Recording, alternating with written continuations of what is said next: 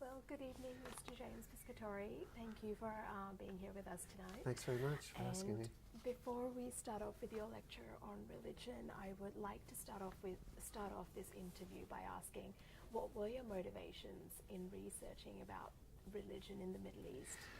It's a good question. I suppose part of it is that I went to religious schools, and so had an education in sort of the religious school sector, and so I've always been interested in religion, and then kind of veered off into a specialization into Islam and how it affects the Middle East. And so as a result of that, I became interested in how religion affects conflict, how it affects peace, etc. Does it have a relationship? Mm-hmm, and exactly. you know the assumption is always quite negative. It is. Yeah, yes, so I wanted to try to maybe a little bit make it a little more complex. Yes, yes. No, that's a very interesting perspective.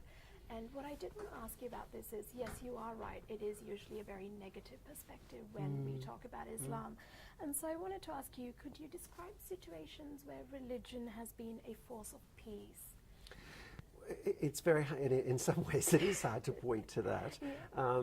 What I want to argue is that religion, in a sense, is neither conflict-prone nor peace-prone. So that basically you have to look at its role in a conflict situation or in international relations. So by and large, what I think is you can find perhaps not where it actually itself builds peace, but it's an element of that. So it's partly confidence building measures, it's partly that you're appealing to the kind of identity that people in conflict situations have.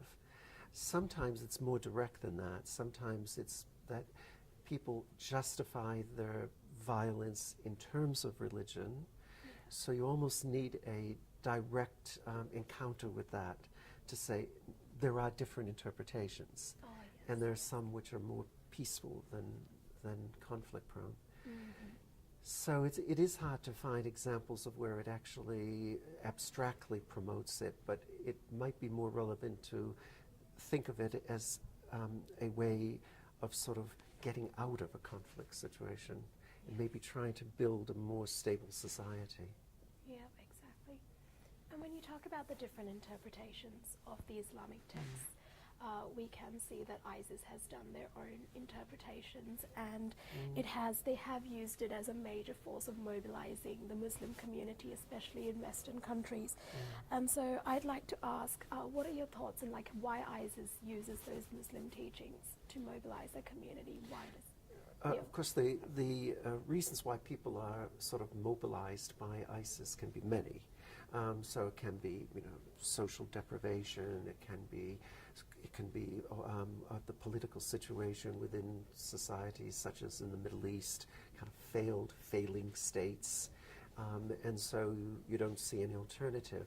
But I think you hit upon an important point. Is that they do try to create an ideological attraction to themselves. Yeah. And that, I think, is the most insidious part of it. To my mind, they've hijacked Islam.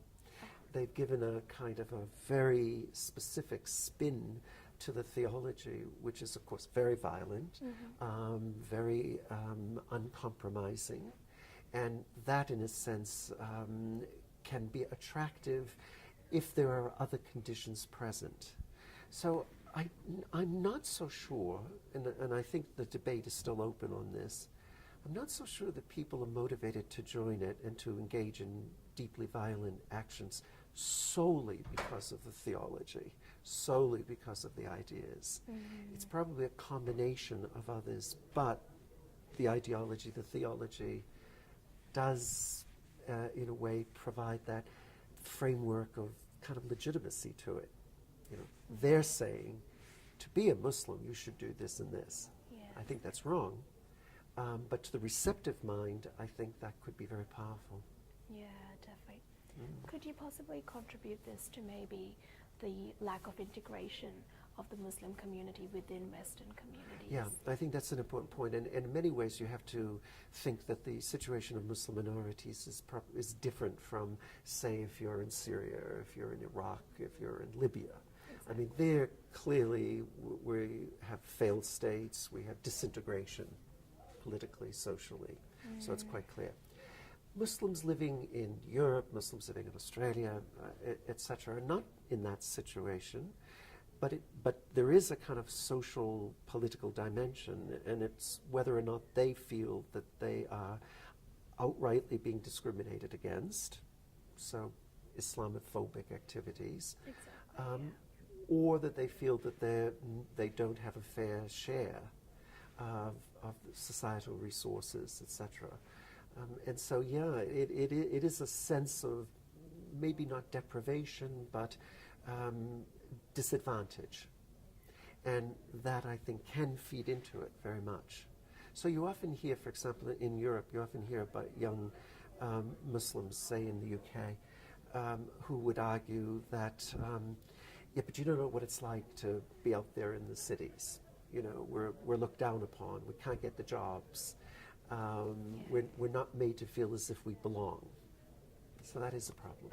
Exactly, yeah. On your point on Islamophobia, you know, with the rising notion of that, and with the with states continuing to curtail the presence of Islam, do you see this being any different to the societal responses of post 9/11 attacks? Like, what consequences do you think this creates for the Muslim population in Western countries? There's no. It's a very good question, because we now have a considerable amount of social scientific work on this. Oh. And it doesn't exactly show what is often assumed. So I think it shows this. One, that Islamophobic attacks have definitely increased since September 11th, and even more recently because of the Islamic State. So they're on the rise. Now, is there a clear line between that and, say, joining ISIS or Al-Qaeda or being in a violent radical group? No. It shows, secondly, that it does affect your identity. So if you have been subject to the discrimination, to the Islamophobia, you probably feel a heightened sense of belonging to a Muslim community. Mm-hmm. So that's clear from all the social scientific studies. But it's not so clear that then leads to violence. It could lead you to join a mainstream political party. It could lead you to join a civil society group. So that hasn't been proven. But I think the way we come out of it, probably out of this kind of debate, is that there's no proof that it's the cause of violence, but it probably is one of the triggers, one of the catalysts, that if you are, for other reasons, as I mentioned before, unhappy, if you feel there ought to be radical change, you might be pushed over by the experience of having been discriminated against actively. So Islamophobia itself is not a good thing. It definitely affects the position and the attitude of Muslims towards their larger society. And by the way, there's some European Union data on this which show that there is a disconnection. The more you suffer Islamophobia, the less you feel connected to your own nation state. Okay. So Dutch Muslims, for example, who have suffered it, feel less Dutch, feel less connected to it. Yes. But then the next step isn't so clear. Oh, okay. Yes. Yeah.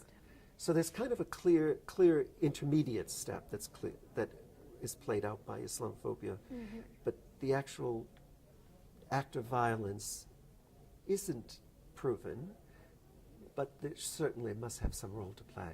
Yes, definitely. And one last question, and something that's very close to my heart, is probably women in ISIS. Are we seeing, I guess, a backwardness in the place of women in Muslim society? They used to be once, I guess, revered, and slowly it seems that it is going backwards after the rise of ISIS. Is this a sort of continuing notion, or will there be change? This is, of course, probably one of the most, if not the most important debate in the Muslim world generally. Yeah. And very clearly this has set back, I think, the agenda in many ways. where it becomes really difficult to talk about this is that there have been a number of women who have been attracted to jihadism, who have been attracted to ISIS, who go off as jihadi brides, etc. And this is a huge question. Why do they do that?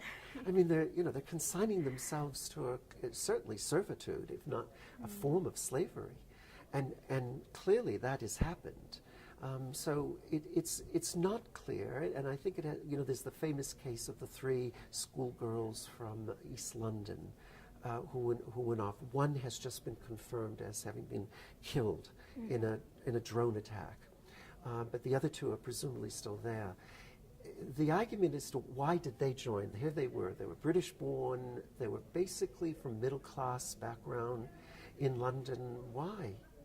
And part of it is this sense they didn't feel that they belonged. Part of it was the romanticization of the jihad, excitement, this is something that would be good. And also they say that they bought into this vision, this Islamic vision. The caliphate is the answer. This is where we should live. So it's multiple factors which accounted for it, but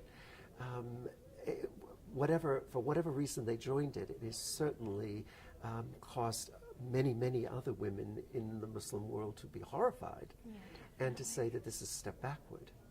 So it's going to play out over a long time, and I think you're right in kind of putting it as a step backwards, except that it might inspire a kind of response into a kind of a serious debate about what the role of women's rights are in Islam.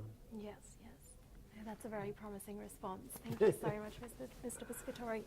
And thank you for thank you for this chat. It's definitely debunked a few things and makes me realize that you need to look at different factors, especially the contextual ones, in understanding this issue and the influence of religion. Well, thanks very much for asking. No worries. Thank you.